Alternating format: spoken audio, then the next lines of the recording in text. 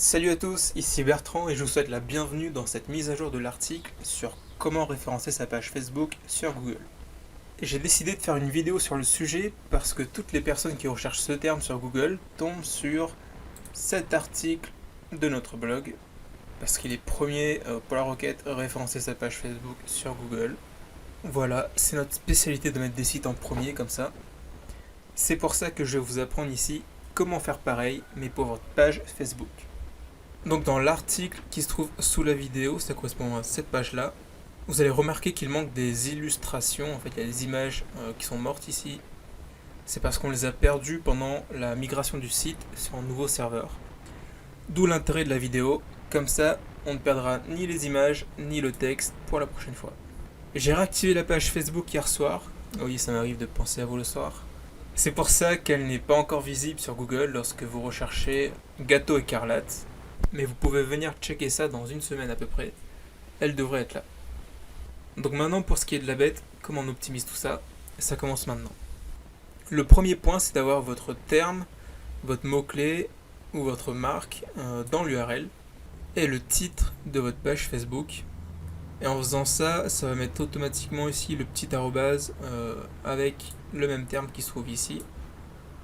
Et ensuite dans le à propos, vous allez devoir ici venir modifier la description, ce qui va correspondre à la description de la page sur Google. Et ces trois points-là, donc le terme dans le titre, l'URL et la description, constituent les trois piliers d'une bonne optimisation on-page. Donc après, bien sûr, il faut remplir un maximum tous les champs renseignés.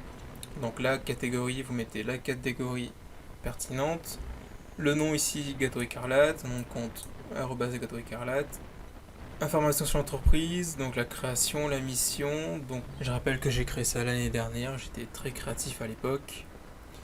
L'adresse email, fraiseno@gmail.com. About, mention légale. Les récompenses. Et là, la petite histoire en fait. Et dans la petite histoire, vous voulez placer en fait les variantes de mots-clés. Par exemple ici j'ai fait gâteau à la fraise, recette innovante, donc c'est un rapport avec les gâteaux. La fraise ici, notre instrument de travail, donc il y a le coulis aussi, en rapport avec les gâteaux, la cuisine et tout. Pâtisserie, recette de gâteau à la fraise. Et le principe en fait c'est juste de mettre ces mots-clés de façon naturelle dans la description. Et plus bas ici j'ai répété le terme pâtisserie. Et j'ai aussi ajouté délicieuse crème. Et là on a délicieux dessert à la fraise, confectionné, gourmand. Enfin tous ces mots là en fait ça a rapport avec le champ lexical de la cuisine. Et le fait de les placer ici va donner un côté naturel à votre page. Ni Google ni Facebook va vous voir comme spammy. C'est un point très important. Et voilà pour l'optimisation on-page de la page Facebook. Donc la majorité se fait dans la catégorie à propos ici.